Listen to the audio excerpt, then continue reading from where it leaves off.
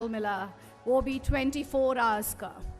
नाम तो आप सभी जानते ही होंगे, लेकिन फिर भी मैं आपसे पूछूंगी, वो चैनल कौन सा था? मज़ा नहीं आया? अब भी मज़ा नहीं आया?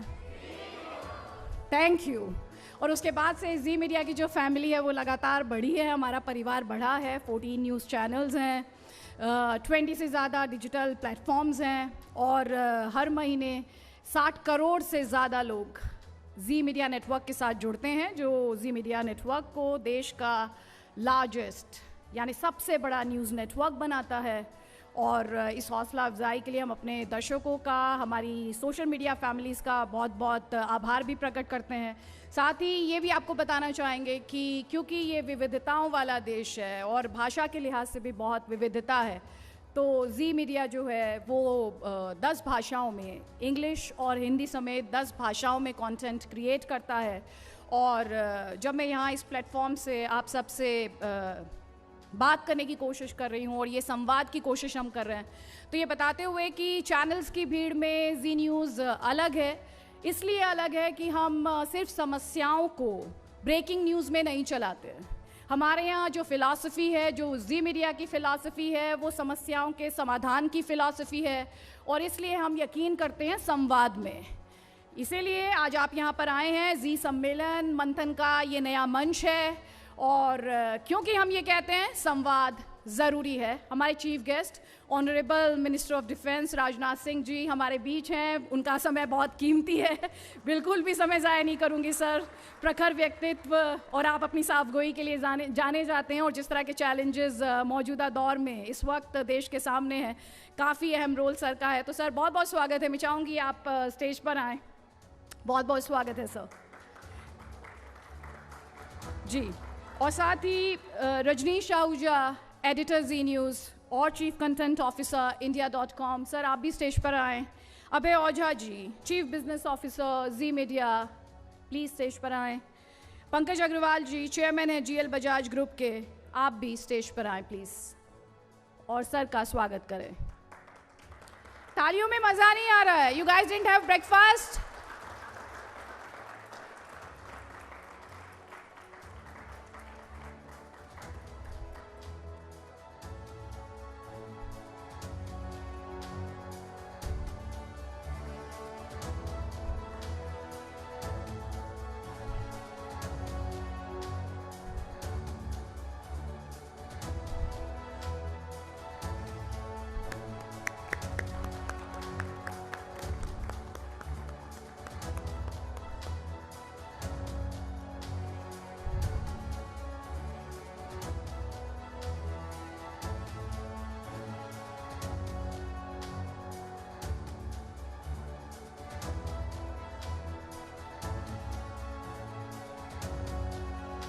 तालियों की आवाज नहीं आ रही है। India is a young country, right?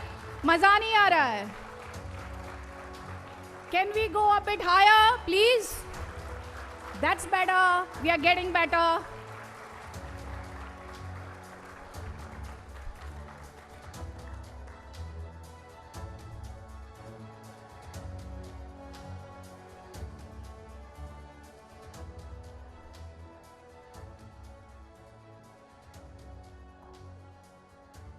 तो सर एक सवाल पूछा जाता है, वो दरअसल एक डायलॉग है, आई एम श्योर आपने भी कई बार यूज़ किया है।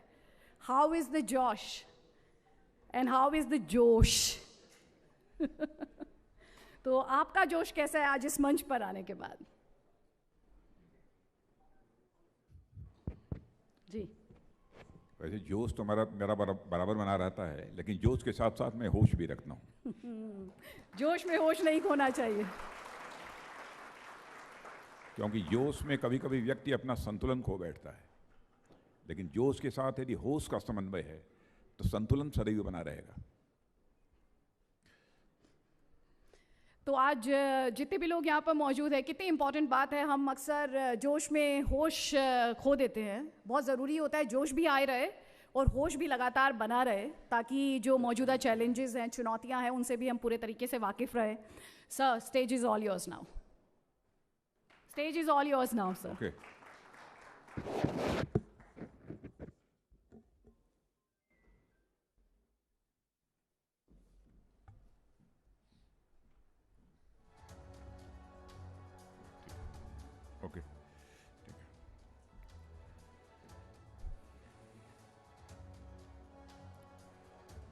सबसे पहले तो मैं जी न्यूज़ को अपनी तरफ से धन्यवाद देना चाहता हूं, इस ग्रुप को। पिछले 8 वर्षों से मोदी जी के नेतृत्व में जो सरकार चल रही है, उस सरकार की क्या उपलब्धियां हैं, उस सरकार की क्या खामियां हैं, इस फोरम पर उसकी चर्चा की जाएगी। मैंने देखा कि जी न्यूज़ संवाद जरूरी है, संवाद होना ही चाहिए। बिना संवाद के हेल्दी डेमोक्रेसी यानी स्वतंत्र लोकतंत्र की अपेक्षा की ही नहीं जा सकती। हेल्दी डेमोक्रेसी के लिए संवाद जरूरी है, लेकिन डेमोक्रेसी की हेल्थ यदि सही होती है तो संवाद तो होता है लेकिन विवाद नहीं होता है। लेकिन सेहत यदि कुछ कमजोर होगी तो संवाद होगा, विवाद की संभावनाएं अधिक रहती हैं, उसमें विभाजन की भी संभावनाएं बहुत अधिक बढ़ जाती हैं, दिल से दिल की दूरी बढ़ जाती है।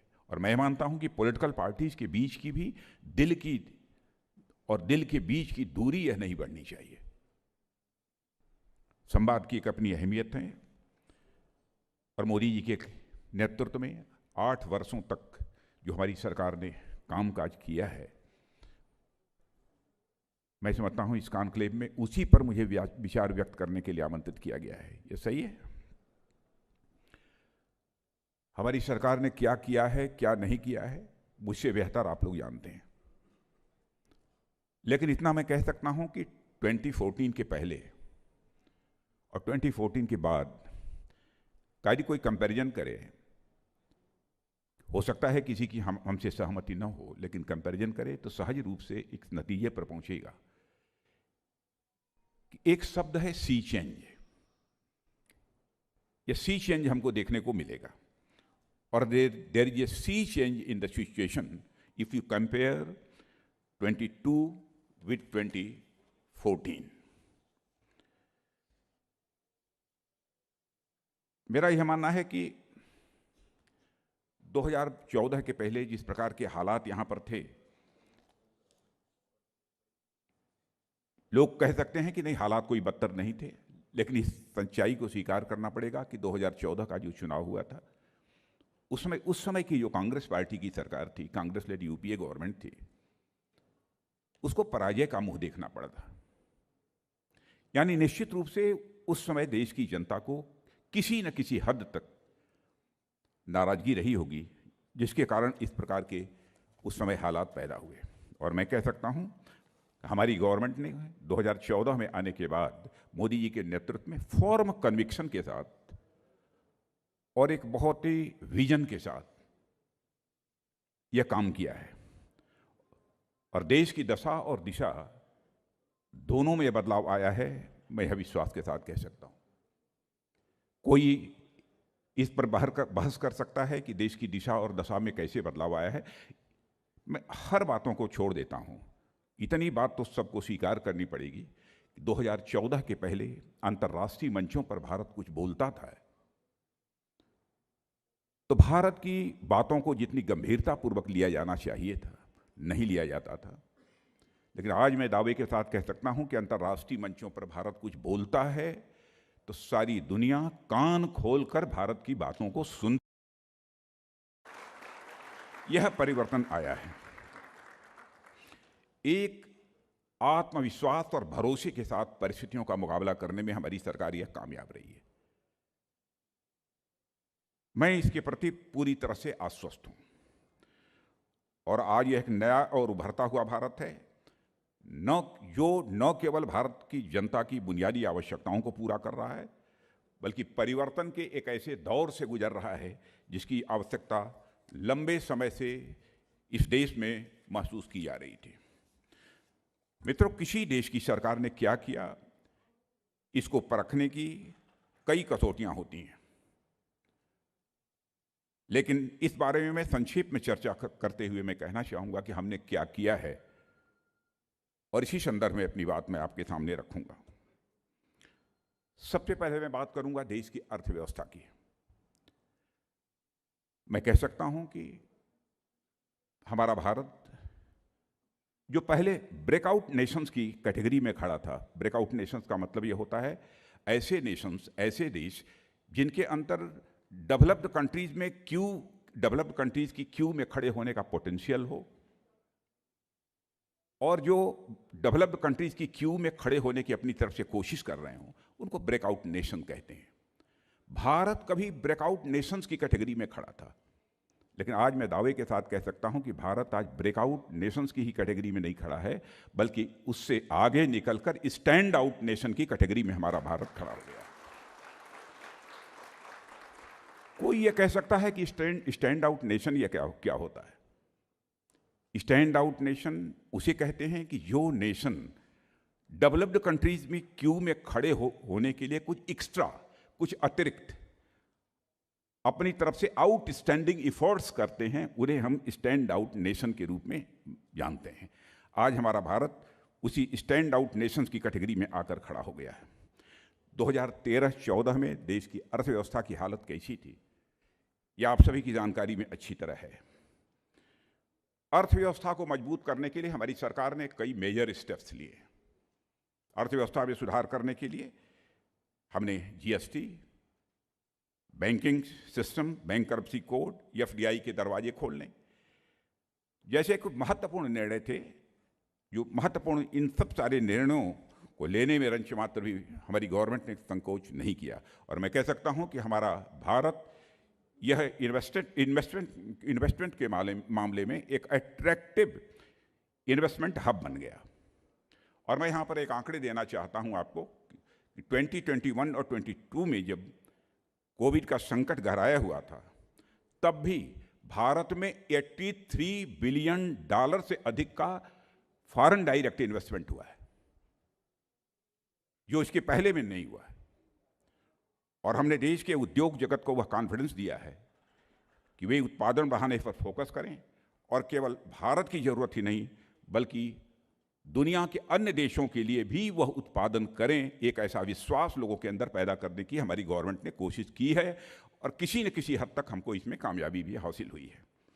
इसका परिणाम हुआ है कि एक्सपोर्ट में लगातार जो है वृद्धि हुई है, और मैं कह सकता हूं कोविड की क्राइसिस के बावजूद हमारा यह एक्सपोर्ट $418 बिलियन तक पहुंच गया है, जो कि इसके पहले $418 बिलियन कभी भी हमारा एक्सपोर्ट नहीं रहा है। और एक्सपोर्ट के आंकड़ों में भारत के एमएसएमई सेक्टर का एक मेजर कंट्रीब्यूशन है, और इनकी सफलता की दास्तान में बहुत विस्तार में जाकर यहां पर नहीं करना चाहता हूं, लेकिन मैं कह सकता हूं भारत में उद्योग जगत को और वाइब्रेंट और डाइवर्सिफाई करने के लिए सरकार ने कई ऐसे अभियान चलाए जिसका परिणाम हम सबको दिखने लगा है। हमारी गवर्नमेंट ने एमएसएमईज की हैंड होल्डिंग करने में रंच मात्र भी कंजूसी नहीं दिखाई है। कोविड की क्राइसिस के दौरान भी हैंड होल्डिंग करने की जरूरत महसूस की गई एमएसएमईज की, हमारी गवर्नमेंट ने उनकी हैंड होल्डिंग की है। आप सबको इस बात की जानकारी होगी। और इसके अतिरिक्त एक हमारी एक योजना है, मुद्रा योजना, उसका नाम आप लोगों ने सुना होगा। आप सबको आश्चर्य होगा कि इस मुद्रा योजना के माध्यम से हमारे देश के 35 करोड़ से ज़्यादा उद्यमियों को 8 लाख करोड़ रुपए से ज़्यादा का लोन मुहैया कराया गया है। केवल एक ही स्कीम के अंतर्गत 8 लाख करोड़ रुपए से ज़्यादा का लोन मुहैया कराया गया है, और जिसमें से 2/3 से ज़्यादा लोन महिलाओं, पिछड़े वर्ग और अन्य कमजोर वर्गों के लिए है। और इसके परिणाम स्वरूप देश में रोजगार के अवसर बढ़े हैं, और इंटरप्राइज फ्रेंडली एक नए वातावरण का हमारे देश में निर्माण भी हुआ है। मित्रों, पहले देश की अर्थव्यवस्था में भारत की आम जनता की कोई खास भागीदारी नहीं होती थी, क्योंकि अर्थव्यवस्था से जुड़ी नीतियों के केंद्र में भारत का सामान्य व्यक्ति कभी होता ही नहीं था। जब मैं अर्थव्यवस्था की बात कर सकता हूं तो कोई ये कह सकता है कि साहब कुछ इस समय तो कुछ महंगाई बढ़ी है। इसे मैं स्वीकार करता हूं कि महंगाई थोड़ी बढ़ी है, लेकिन यह बात भी मैं दावे के साथ कह सकता हूं कि इसके पहले जो गवर्नमेंट रही है उनके रिजीम में जितनी महंगाई बढ़ी है उतनी महंगाई कम से कम हमारे शासनकाल में नहीं बढ़ी है। जिस प्रकार के चैलेंजेस देश के सामने रहे, चैलेंज कोविड क्राइसिस का था ही, यूक्रेनियन क्राइसिस के कारण भी सप्लाई चेन किस तरीके से डिसरप्ट हुई है ये बतलाने की ज़रूरत नहीं है, आप सब समझते हैं। स्वाभाविक रूप से देश की इकॉनमी के ऊपर उसका एडवर्स इम्पैक्ट होगा और हमारे देश की इकॉनमी पर भी उसका एडवर्स इम्पैक्ट हुआ है। लेकिन यदि किसी को लगता है कि हमारी रॉन्ग पॉलिसीज के कारण या हमारी पॉलिसी ऐसी रही है जिसके कारण की पॉलिसी पैरालिसिस पैदा हुआ है, इस पर वो बहस कर सकता है। और मैं कहूँगा कि जो लोग ऐसा मानते हैं उनको अपने सुझाव देने चाहिए। हमारे गवर्नमेंट का दिल और दिमाग दोनों खुला हुआ है कि यदि कोई ऐसा सुझाव देता है तो हम स्वागत करेंगे। लेकिन देश की अर्थव्यवस्था को हर प्रकार से मजबूती देने के लिए गवर्नमेंट के द्वारा जितने भी इफर्ट्स किए जा सकते हैं, हमारी गवर्नमेंट इफर्ट कर रही है। आज भारत की अर्थव्यवस्था में मैं दावे के साथ कह सकता हूं कि हमारा भारत का नागरिक एक स्टेक होल्डर है। और पहले की सरकारें जो हुआ करती थी उसमें स्टेक होल्डर होने की बात तो दूर, बैंक में कोई अकाउंट होल्डर भी नहीं होता था। हमारे कहने का मतलब कि कोई नहीं होता था ऐसा नहीं है, मेजॉरिटी ऐसी थी जो कि बैंकों में अकाउंट होल्डर नहीं थी। लेकिन आपने देखा होगा कि मुद्रा योजना के अंतर्गत हमारे प्राइम मिनिस्टर ने गवर्नमेंट बनने के साथ ही 2014 में ही जो पहल प्रारंभ की, और मैं उस घटना की आपको जानकारी देना चाहता हूँ। पहली मीटिंग जब इस संबंध में उन्होंने बुलाई थी प्राइम मिनिस्टर रेजिडेंस पर, मैं भी उस मीटिंग में मौजूद था। मैंने पूछा कि क्या आप सारे हर फैमिली के बैंक अकाउंट खोलना चाहते हैं, क्या यह संभव है? उन्होंने कहा कि नहीं राजनाथ जी, निश्चित संभव है, विद इन ईयर इस काम को हम पूरा करेंगे। मैंने कहा कि इससे लाभ क्या होगा, तो उन्होंने इस समय बतलाया थे कि इससे हमको लाभ क्या क्या होने वाले। और ईमानदारी की बात है, उस समय मैं भी ये मानता था कि शायद इतनी जल्दी हर फैमिली का अकाउंट बैंकों में खोल पाना यह संभव नहीं है, लेकिन उन्होंने करके दिखाया। और आज आप ये देखते होंगे गवर्नमेंट के द्वारा जो भी बेनिफिट्स, गवर्नमेंट के द्वारा जो भी सुविधाएं जन सामान्य को मुहैया कराई जाती हैं, यदि 100 पैसा दिल्ली के बैंक से निकलता है तो उस बेनिफिशियरी के, उस लाभार्थी के अकाउंट में 100 का 100 पैसा पहुंचता है, वह 99 पैसा नहीं होने पाता है। भारत की आज़ादी के पहले ही करप्शन की चर्चा बराबर होती रही है, लेकिन आज़ादी पर अंकुश पाने के लिए जो इफेक्टिव स्टेप्स लिए जाने चाहिए गवर्नमेंट्स के द्वारा, वो इफेक्टिव स्टेप्स नहीं लिए गए। और मैं याद दिलाना चाहता हूं, राजीव गांधी जी भी कहा करते थे, क्या करें। उनकी नीयत पर मैं कोई सवाल या निशान नहीं लगाना चाहता। उन्होंने भी चिंता व्यक्त की, क्या करें, 100 पैसा हम ऊपर से भेजते हैं लेकिन नीचे पहुंचते पहुंचते लोगों की जेबों में केवल 85 पैसा पहुंच पाता है, ये केवल 15 पैसा 16 पैसा पहुंच पाता है। 84-85 पैसा कहाँ चला जाता है इसका कोई पता नहीं चलता। इस पर उन्होंने भी चिंता व्यक्त की थी। लेकिन हमारे प्राइम मिनिस्टर ने सिस्टम में बदलाव लाकर आज ये इंश्योर कर दिया है कि हम किसी भी लाभार्थी को जो भी सहायता मुहैया कराना चाहते हैं तो 100% वह सहायता लाभार्थी तक पहुंचेगी। ये हमारे प्राइम मिनिस्टर ने इंश्योर किया है। मेरा यह मानना है कि करप्शन रुकना चाहिए। यह केवल भाषण देकर करप्शन नहीं रोका जा सकता है, बल्कि करप्शन रोकने के लिए सिस्टम में बदलाव लाने की आवश्यकता है, और हमारी गवर्नमेंट ने सिस्टम में बदलाव लाया है। एक उदाहरण मैं और आपको यहां पर देना चाहता हूं। डिजिटल ट्रांजैक्शन, आप भी इसे स्वीकार करेंगे, पहले के कंपैरिजन में तेजी से बढ़ा है। 6 बिलियन डिजिटल ट्रांजैक्शन के माध्यम से 10 ट्रिलियन रुपयों का लेन देन इधर हुआ है एक महीने में।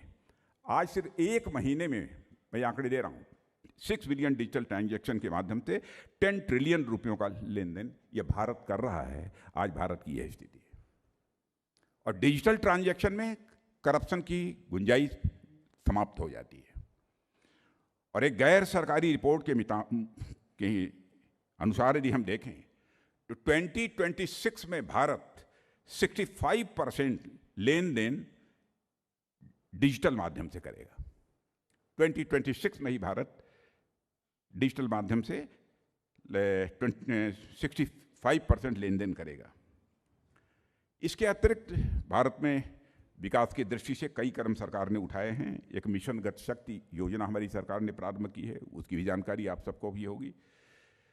एक नेशनल इंफ्रास्ट्रक्चर पाइपलाइन तैयार करने का निर्णय इस योजना के माध्यम से हमारी गवर्नमेंट ने लिया है, और एक ऐसा multi modal connectivity infrastructure master plan बनाया गया है जो देश के roadways, railways, waterways, airport, metro rail बनाने की दिशा में इस समय तेजी से काम प्रारंभ हो गया है। मित्रों, जब मैं भारत के अर्थव्यवस्था की वाइब्रेंसी का जिक्र यहाँ कर रहा था तो मेरे दिमाग में इस देश का मौजूदा जो स्टार्टअप इकोसिस्टम है उसकी बात चल रही थी। स्टार्टअप इकोसिस्टम से मैं समझता हूँ देश का हर नौजवान इस समय अच्छी तरह परिचित है। जिस समय हमारी 2014 में गवर्नमेंट बनी थी उस समय हमारे देश में मैक्सिमम 400 to 500 स्टार्टअप्स थे। आज आपको जानकर यह खुशी होगी, यदि 2014 में 400-500 स्टार्टअप्स थे तो आज सारे देश भर में मोर देन 70,000 स्टार्टअप्स काम कर रहे हैं। और इन्हीं स्टार्टअप में से इस समय हमारे यहां 100 यूनिकॉर्न्स हैं। एक यूनिकॉर्न जो होता है वह अप्रॉक्सीमेटली $1 बिलियन का होता है, लगभग 7,500, 8,000, 7,500 करोड़ रुपए का होता है। इन्हीं स्टार्टअप्स में से 100 ऐसे हमारे यूनिकॉर्न उभरकर सामने आए हैं। यह सबूत है आज ये हमारा देश पहले की अपेक्षा कोई भी व्यवसाय या उद्योग शुरू यदि करना चाहता है तो यह पहले के कंपैरिजन में आसान हो गया है।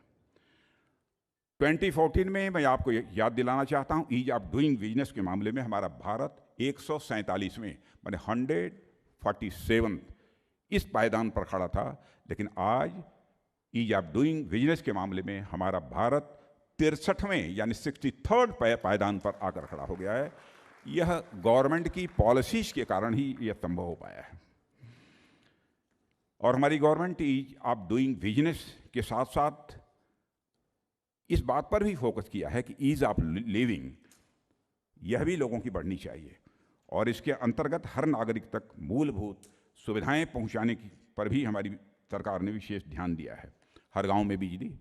अब मैं आपके सामने एक उदाहरण रखना चाहता हूं। 2014 में हम लोग की गवर्नमेंट बनी, एक फिगर हम लोगों के सामने आई कि आज़ादी के इतने वर्ष गुजर जाने के बावजूद हिंदुस्तान के सभी गांवों में बिजली नहीं पहुंची है। 18,000 ऐसे गांव थे जिनमें बिजली नहीं पहुंची थी, लेकिन हमारे प्राइम मिनिस्टर ने उसी समय जो डिसीजन लिया, विद इन ए ईयर जो 18,000 गांव थे जहां बिजली नहीं पहुंची थी वहां बिजली पहुंच गई। आज बिजली की बात तो दूर, पहली बार किसी गवर्नमेंट ने यह व्यवस्था की है कि हर घर में, हिंदुस्तान का कोई घर नहीं शेष बचना चाहिए जहां हर घर में नल न पहुंच जाए और नल के माध्यम से लोगों को जल न मुहैया होने लगे, ऐसा एक भी घर शेष नहीं बचना चाहिए। शहर के लोगों को शायद इसका एहसास नहीं होगा, लेकिन इसी दिल्ली शहर में ही बगल में चले जाइए, वहाँ की गरीब परिवारों की माताओं बहनों को दूर जाकर उनको भी घड़े पर घड़े रखकर पानी भरकर तब अपनी पानी की आवश्यकताओं को पूरा करने की जहमत उठानी पड़ती है। यह हालात हैं। और मैं कह सकता हूं कि 6 करोड़ घरों में आज यह नल पहुंच गया है और लोगों को नल के माध्यम से जल की सुविधा मुहैया हो रही है। जनता की न्यूनतम आवश्यकताएं पूरी होनी चाहिए। ईज ऑफ लिविंग को बढ़ाने के लिए इस प्रकार के स्टेप्स हमारी गवर्नमेंट ने जो लिए हैं उसका जन सामान्य को यह लाभ पहुंच रहा है। आज़ादी के इतने वर्ष गुजर जाने के बाद भी लोगों को रहने के लिए पक्का छत नहीं मुहैया था। हमारी सरकार ने फैसला किया, प्राइम मिनिस्टर ने, कि हम कुछ ही वर्षों के अंदर 2022 समाप्त होते होते ऐसे हालात पैदा करेंगे कि हिंदुस्तान में एक भी परिवार शेष नहीं बचेगा जिस परिवार को अपना सिर ढकने के लिए पक्का छत न मुहैया हो जाए। और बहनों भाइयों, आज मैं कह सकता हूं कि आज हमको मोर देन 90% की कामयाबी मिली है। यदि जो शेष बचा होगा वह भी पूरा होकर रहेगा। और रिकॉर्ड संख्या में मकान बनाए गए हैं। जहां तक मेरी जानकारी है 3 करोड़ से अधिक मकान बनाए गए हैं अब तक। एक योजना, आयुष्मान भारत योजना, गरीबों के बारे में आप जानते हैं, मध्यम वर्गीय परिवार के बारे में भी आप जानते हैं। यदि गंभीर बीमारी से यदि वह ग्रस्त हो गए तो पैसा न होने के कारण वो अपना इलाज ठीक से नहीं करा पाते थे। लेकिन आज मैं दावे के साथ कह सकता हूं कि ऐसा एक भी परिवार शेष नहीं बचा है हमारे हिंदुस्तान में जो पैसे के कारण अपना इलाज न करा पाए। लेकिन यदि उसको आयुष्मान भारत की जानकारी है तो, और अधिकांश परिवारों को मैं दावे के साथ कहता हूं, हिंदुस्तान के किसी भी गांव में चले जाइए, आयुष्मान भारत इस हमारी योजना का लाभार्थी मिल जाएगा। यानी इस योजना के अंतर्गत जिसके पास आयुष्मान भारत कार्ड है, 5 लाख रुपए तक का एक वर्ष में मुफ्त इलाज होगा। यदि उस साल भी आपकी बीमारी ठीक नहीं हुई तो दूसरे वर्ष भी 5 लाख रुपए तक का आपका मुफ्त इलाज होगा। यह है आयुष्मान भारत योजना। और मैं मित्रों में कह सकता हूं, दुनिया की सबसे बड़ी यह हेल्थ सिक्योरिटी की स्कीम अब यह हमारी आयुष्मान भारत योजना बन चुकी है। सबसे बड़ी हेल्थ सिक्योरिटी स्कीम यह बन चुकी है। कोरोना के कारण गरीब परिवारों के सामने जो आर्थिक संकट पैदा हुआ था, आर्थिक संकट तो दूर, भोजन का संकट पैदा हुआ था। उस भोजन के संकट को दूर करने के लिए अपनी संवेदनशीलता का परिचय देते हुए हमारे प्राइम मिनिस्टर ने यह फैसला किया, हम उनके घर मुफ्त राशन पहुंचाएंगे। 80 करोड़ परिवारों को मुफ्त राशन मुहैया कराया जा रहा है और आज भी 80 करोड़ वह परिवारों को मुफ्त राशन दिया जा रहा है। कोई कह सकता है कि मुफ्त राशन यह कब तक देते रहेंगे? जब तक हमारे देश का किसान अन्न पैदा कर रहा है, मिनिमम सपोर्ट प्राइस पर हम उसको परचेज कर रहे हैं, और जब तक इस कोरोना के कारण जो क्राइसिस पैदा हुई थी, यह क्राइसिस मिनिमाइज नहीं हो जाती, लगभग समाप्त नहीं हो जाती, तब तक ये फूड सिक्योरिटी की हम सुविधा उनको उपलब्ध कराते रहेंगे। ये हमारी गवर्नमेंट का संकल्प है। मित्रों, अच्छी अर्थव्यवस्था की गारंटी तभी मिल सकती है जब देश का सुरक्षा तंत्र भी ये मजबूत हो।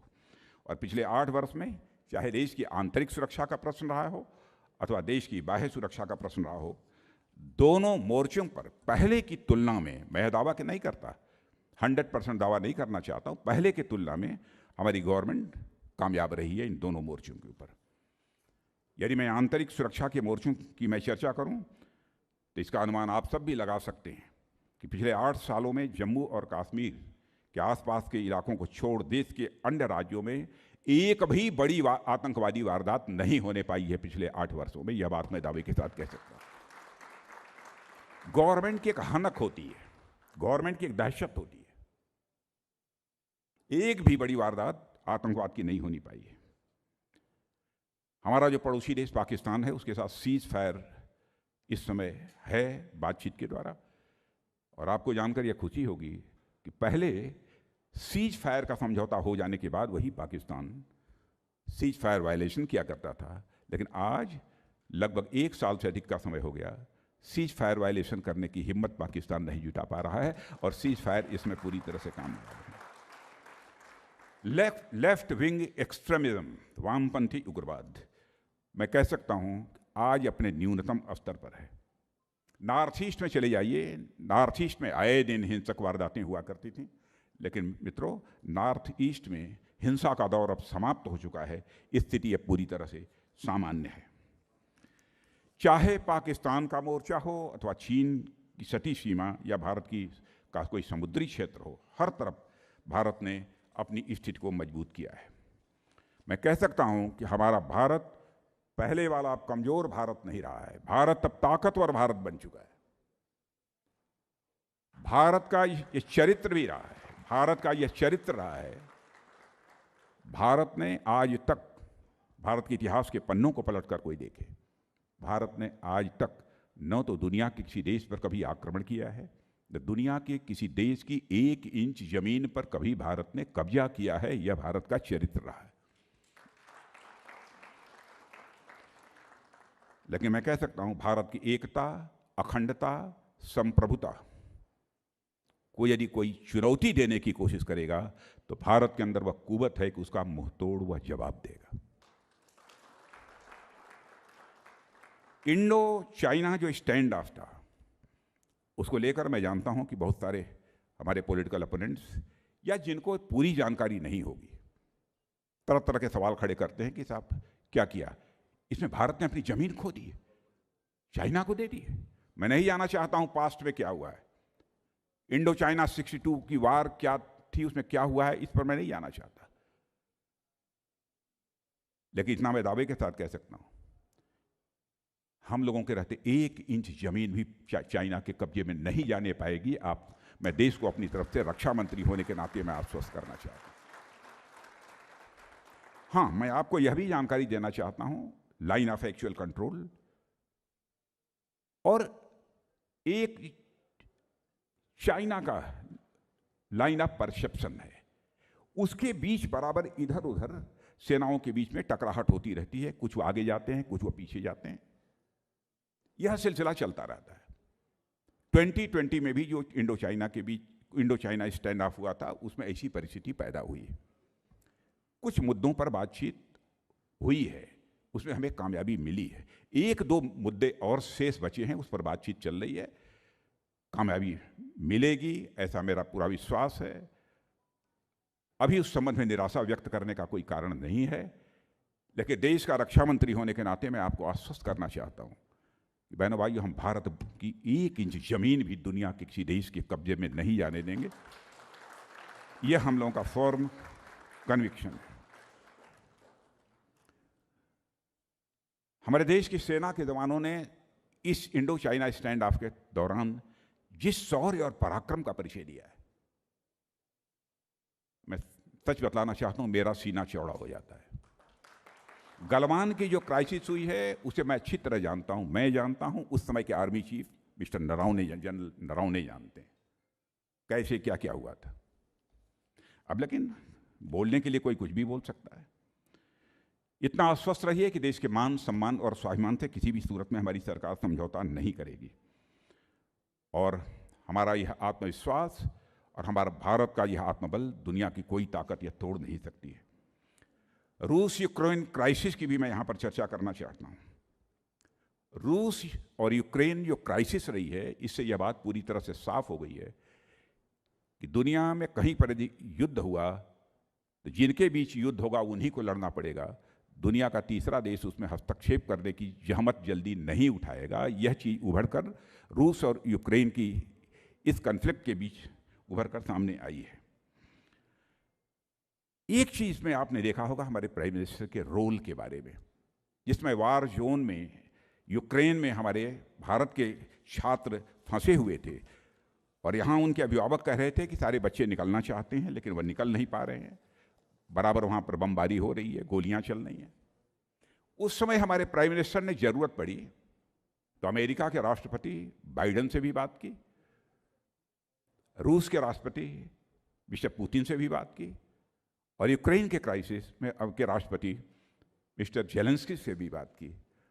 और वार जोन से हम अपने देश के छात्रों को बाहर निकालने में पूरी तरह से कामयाब रहे। और मैं कह सकता हूं कि इस क्राइसिस में दुनिया का कोई ग्लोबल लीडर नहीं है कि इस समय तीनों से एक साथ बात कर सके। यह भारत की हैसियत बनी है बहनों भाइयों, जिसके कारण की ऐसी स्थिति पैदा हुई है। एक संकल्प और है हम लोगों का कि भारत को हम सेल्फ रिलायंट भारत बनाना चाहते हैं, आत्मनिर्भर भारत बनाना चाहते हैं। और सरकार बनने के साथ ही प्रधानमंत्री ने इस जिम्मेदारी को निभाना प्रारंभ किया था। अब हम लोगों ने संकल्प लिया है कि डिफेंस में भी, रक्षा की दृष्टि से जो भी वेपन्स, जो भी प्लेटफॉर्म्स हो, एमिनिशंस हो, हम वो भारत में बनाएंगे। मैं यह दावा नहीं करता कि हमारी सारी आवश्यकताएं 1-2 साल में ही पूरी हो जाएंगी, लेकिन हम लोगों ने तय कर लिया है और यह काम करना शुरू कर दिया है। इस बार के बजट में हम लोगों ने तय किया है कि चाहे जो कुछ भी हो, जो भी हमारा डिफेंस बजट है, प्रोक्योरमेंट का जो बजट है, 68% प्रोक्योरमेंट जो होगा वह डोमेस्टिक प्रोक्योरमेंट होगा। भारत में जो सामान बना है वही प्रोक्योर किया जाएगा। जो सामान भारतवासियों के हाथ से बना हुआ है वही प्रोक्योर किया जाएगा। यह हम लोगों ने फैसला किया था। और हमारे प्राइम मिनिस्टर का यह आह्वान है देशवासियों को, make in India and make for the world. Bharat के लिए भी बनाओ और सारी दुनिया के लिए भी बनाओ। और वह 68% जो डोमेस्टिक प्रोक्योरमेंट के लिए हमने तय किया है, आपको जानकर खुशी होगी कि उसका 25% प्राइवेट इंडस्ट्रीज के लिए हम लोगों ने तय किया है कि प्राइवेट इंडस्ट्रीज में जो प्लेटफॉर्म्स बने हैं, आर्म्स एम्यूनिशंस बने हैं, उसी को खरीदा जाना चाहिए। 310 आइटम्स ये तय कर दिए हैं, पॉजिटिव इंडस्ट्रियलाइजेशन लिस्ट जारी कर दी है कि यह जो हैं 310 आइटम्स, तो 310 आइटम्स कुछ 2022 के बाद, कुछ 2023 के बाद, कुछ 2024 के बाद किसी भी सूरत में दुनिया के दूसरे देशों से यह नहीं खरीदे जाएंगे, भारत में ही इनका प्रोक्योरमेंट होगा, भारत में ये खरीदे जाएंगे। डिफेंस एक्सपोर्ट के मामले में पिछले 8 वर्षों में ऐसे हालात पैदा हुए हैं कि हमारा देश दुनिया के टॉप 25 कंट्रीज में आकर खड़ा हो गया है।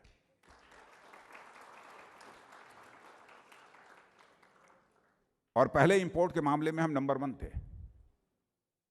लेकिन आज एक्सपोर्ट के मामले में टॉप 25 देशों में खड़ा हो गया है। आपको जानकर आश्चर्य होगा कि 2014-15 में जहां पर 1940 करोड़ रुपए का डिफेंस एक्सपोर्ट भारत से हुआ था, वह 21-22 में बढ़कर अप्रॉक्सीमेटली 13,000 करोड़ से अधिक हो गया है, यानी इसमें 600% की इंक्रीज हुई है। और 24-25 तक डिफेंस एक्सपोर्ट को बढ़ाकर हम 40,000 करोड़ रुपए तक ले जाएंगे, यह हमारा संकल्प है। डिफेंस सेक्टर में इन्वेस्टमेंट्स के लिए भी रास्ते हम लोगों ने खोले हैं, और एक जानकारी आप लोगों को होगी कि लगभग 200 वर्षों से ऑर्डिनेंस फैक्ट्री बोर्ड चली आ रही थी, उसमें हमारी 41 फैक्ट्रीज जो है काम कर रही थी, लगभग सारी घाटे में चल रही थी।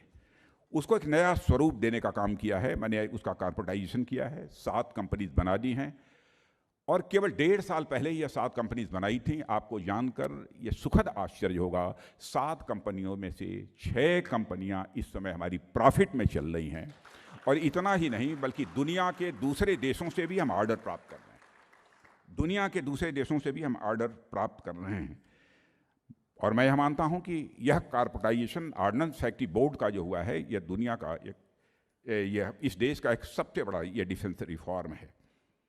डिफेंस में और भी बहुत सारे रिफॉर्म्स किए गए हैं। चीफ ऑफ डिफेंस स्टाफ की जो नियुक्ति की गई है, डिपार्टमेंट ऑफ मिलिट्री अफेयर्स एक नया डिपार्टमेंट बनाया गया है, इसकी आपको जानकारी है। जनरल बिपिन रावत हमारे CDS हुआ करते थे, अनफॉर्चुनेटली हमारे बीच वो नहीं रहे, उससे बहुत बड़ी क्षति हमारी हुई है, लेकिन CDS की नियुक्ति का भी ये प्रोसेस चल रहा है। हाल ही में एक बड़ा ट्रांसफॉर्मेटिव रिफॉर्म हुआ है, उसको लेकर कुछ लोगों को तरह तरह की आशंकाएं हैं, वह है अग्निपथ का, अग्निवीरों के संबंध में। मैं यह आश्वस्त करना चाहता हूं, बहुत सोच समझकर यह फैसला किया गया है। 4 महीने, 6 महीने, 8 महीने के अंदर यह फैसला नहीं किया गया है।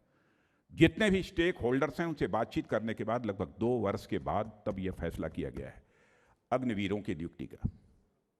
मैं जानता हूं जब कभी कोई नई स्कीम आती है, स्वाभाविक रूप से उसे लेकर तरह तरह की आशंकाएं लोगों के मन में रहती हैं।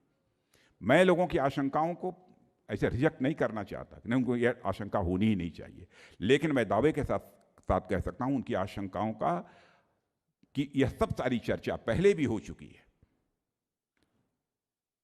और अंततोगत्वा जो भी चैलेंजेज इसमें आने की संभावनाएं थी उनका भी इसमें निराकरण किया गया है, मैं इतना कह सकता हूं।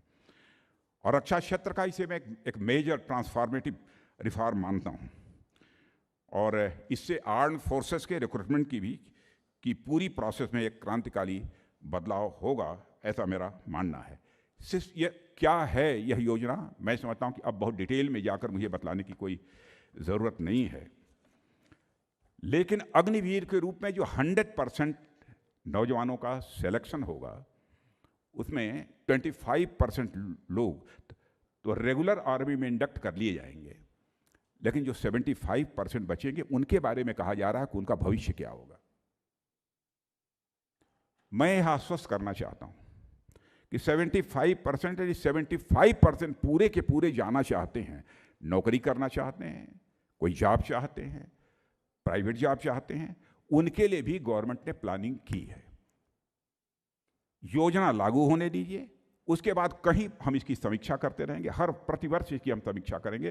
कहीं भी कोई खामी होगी, कहीं कोई चैलेंज आएगा तो हम उसका मुकाबला करेंगे, उसको हम दूर करने की कोशिश करेंगे। यह हमारी गवर्नमेंट का यह संकल्प है। लेकिन तरह तरह की आशंकाएं पैदा करके लोगों को गुमराह करना, अभी आपने देखा होगा होम मिनिस्ट्री ने भी घोषित किया है कि हम पैरामिलिट्री फोर्सेस में अपने जवानों को रखेंगे। प्राइवेट इंडस्ट्रीज ने भी कहा है कि हमारे यहाँ प्रायोरिटी मिलेगी जॉब के मामले में, हमारे अग्निवीर के जवानों को मिलेगी। कोई कहता साहब 4 साल का समय गुजर जाएगा, उसके बाद गवर्नमेंट जॉब की गारंटी क्या होगी? मैं कहता हूँ करोड़ों रुपया खर्च करके मेडिकल की पढ़ाई पढ़ते हैं, करोड़ों रुपया खर्च करके बीटेक की और एमटेक की लोग डिग्री हासिल करते हैं। क्या इस बात की गारंटी रहती है कि उन्हें गवर्नमेंट जॉब मिल जाएगा? तर्क के लिए तर्क नहीं दिया जाना चाहिए। हाँ, लेकिन यह मानता हूं कि 4 वर्ष तक जिन्होंने देश की सेवा की है, ऐसे अग्निवीरों को यदि वो रोजगार करना चाहते हैं तो रोजगार के लिए आवश्यक जो सुविधाएं होती हैं वो मुहैया कराई जानी चाहिए।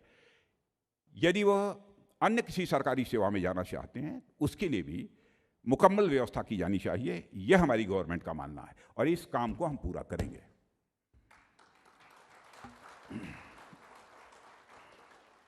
अब इस स्कीम के बहुत डिटेल में मैं जाने की आवश्यकता नहीं समझता हूं और इसके लिए टाइमलाइन भी घोषित कर दिया गया है कि कब से अग्निवीरों का हम रिक्रूटमेंट प्रारंभ करेंगे। इसकी भी जानकारी आप सबको हो ही गई होगी। मित्रों, मैं यहाँ पर एक और चर्चा करना चाहता हूँ कि लंबे समय से चले आ रहे कुछ राष्ट्रीय मुद्दे थे जिनकी चर्चा बराबर पहले भी हमारी पार्टी भी किया करती थी। उन सब सारे मुद्दों पर भी जितने भी प्रभावी कदम उठाए जा सकते थे हमारी सरकार ने वो प्रभावी कदम उठाए हैं। मैं यहाँ पर आपको याद दिलाना चाहता हूँ धारा 370, जिसके तहत जम्मू कश्मीर को एक स्पेशल स्टेटस का दर्जा प्राप्त था। मुझे याद है कि हम लोग बहुत छोटे हुआ करते थे, तब भी हम लोग नारा लगाते थे कि हमारी गवर्नमेंट बनेगी तो धारा 370 हम समाप्त करेंगे। लोग ये कहते थे न इनकी गवर्नमेंट बनेगी न यह धारा 370 कभी समाप्त करेंगे, देश की आंखों में धूल झोंक रहे हैं। लेकिन आपने देखा यूं ही यह अवसर मिला, चुटकी बजाते हुए हम लोगों ने धारा 370 को समाप्त किया और जम्मू कश्मीर का वही स्टेटस है जो हिंदुस्तान के अन्य राज्यों का स्टेटस है। भारत की पॉलिटिक्स में लोगों की कृति और कथन, करने और कहने दोनों में अंतर होने के कारण भारत की राजनीति और भारत के नेताओं के प्रति एक विश्वास का संकट यानी क्राइसिस ऑफ क्रेडिबिलिटी पैदा हुई है। हमारी पार्टी ने इस क्राइसिस ऑफ क्रेडिबिलिटी को भी एक चैलेंज के रूप में स्वीकार किया है। जो हम कहेंगे हम वो करेंगे। धारा 370 समाप्त किया है। आपको जानकर आश्चर्य होगा कि वहां पर जो परिवार झाड़ू लगा रहा है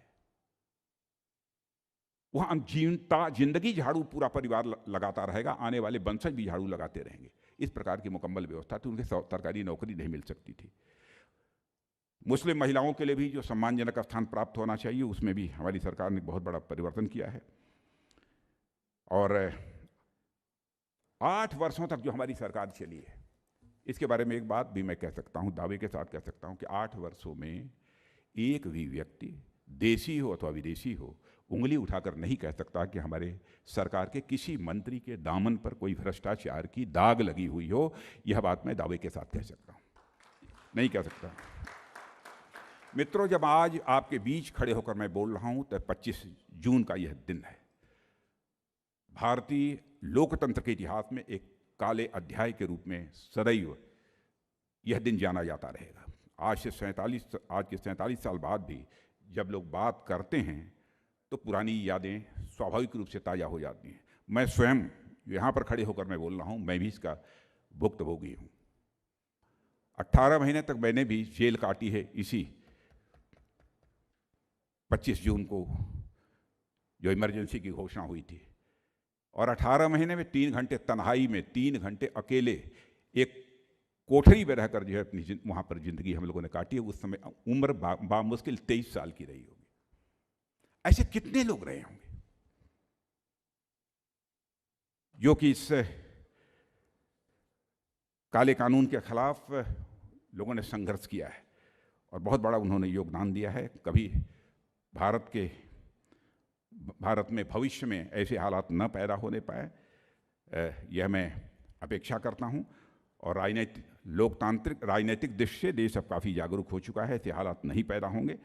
मैं पूरी तरह से आश्वस्त हूँ। मित्रों, आज राष्ट्रपति का चुनाव के लिए कल ही आपने देखा होगा कि नॉमिनेशन फाइल हुए हैं और एक प्रत्याशी का हम लोगों ने चयन किया है। उस प्रत्याशी के बारे में भी आप सब लोगों को जानकारी है। पहली बार किसी आदिवासी समुदाय से किसी व्यक्ति को भारत का राष्ट्रपति बनने का यह अवसर प्राप्त हो रहा है, पहली बार यह प्राप्त हो रहा है। उन्होंने अपना नामांकन पत्र भर दिया है। अच्छा होता कि सर्वसम्मति राष्ट्रपति का चुनाव हो जाता। प्रधानमंत्री जी ने जिम्मेदारी मेरे ऊपर और पार्टी के राष्ट्रीय अध्यक्ष पर दी थी कि सभी राजनीतिक पार्टियों से बात करने की। मैंने लोगों से बात की और कोशिश की अपनी तरफ से कि कोई एक आम सहमति बन जाए, लेकिन वो आम सहमति नहीं बन पाई है। मित्रों, अंत में मैं यही कहना चाहूँगा कि यह आज़ादी का अमृतकाल है। यह देश आज़ादी के 75 वर्षों की यात्रा पूरी कर रहा है और अगले 25 वर्षों की यह तैयारी भी कर रहा है कि 2047 तक हमारा कैसा भारत होगा। और अगले 25 वर्षों में भारत एक ऐसे देश के रूप में उभरने का सामर्थ्य रखता है जिस पर पूरे विश्व को विश्वास हो। भारत जगत गुरु के रूप में पुनः प्रतिष्ठापित हो, यह हम सभी का सपना है। इस सपने को साकार करने के लिए आने वाले 2 दशकों में योजनाबद्ध तरीके से काम करके और अधिक हम सब मजबूती देंगे, यह आप सबको आश्वस्त करते हुए और पुनः इस जी न्यूज़ को अपनी तरफ से धन्यवाद देते हुए अपना निवेदन समाप्त करता हूं। आप सबको बहुत बहुत धन्यवाद।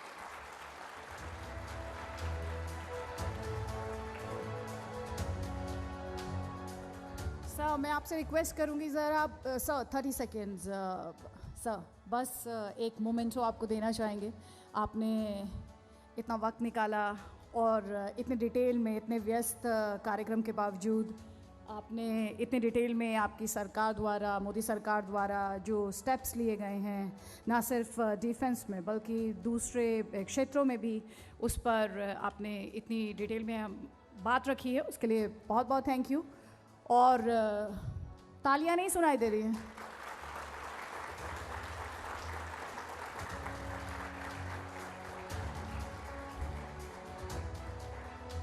Thank you sir, thank you so much.